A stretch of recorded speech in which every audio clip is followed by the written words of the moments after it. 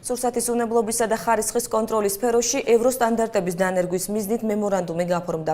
იმისთვის, რომ საქართველოს ღრმა და ყოვლის მომცველი ვაჭრობის ხელშეკრულებით ნაკისრი ვალდებულებები შეასრულოს, საქართველოს სოფლის მეურნეობის სამინისტროს ლაბორატორია ISO სტანდარტებზე უნდა გადავიდეს.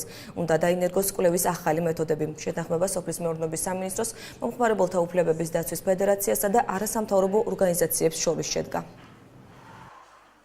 ამ დარგში მოღვაწე არასამთავრობო ასოციაციების ასეთი აქტივობა ჩვენს ლაბორატორიასთან მოსვლა და ეს ურთიერთობის დამყარება დამერწმუნეთ, რომ იქნება უწყვეტი ნაწილი, ძალიან მნიშვნელოვანი ინტეგრალური და საყრდენი ნაწილი ქვეყანაში საზოგადოდ სურსათის უვნებლობის და ხარისხის კონტროლის სისტემის საერთაშორისო სტანდარტების შესაბამისად გასამართად. ძალიან დიდი პასუხისგებლობა გვაკისრია, როდესაც მომხმარებელს ვაწვდით კვლევების შედეგებს, ვაწვდით ინფორმაციას პროდუქტის ხარისხთან და უსაფრთხოებასთან დაკავშირებით, ამიტომ ძალიან მნიშვნელოვანია, რომ საქართველოში არსებობს ამ დონის ლაბორატორია და ჩვენ არასამთავრობო სექტორს მიგვეცა საშუალება ვითანამშრომლოთ.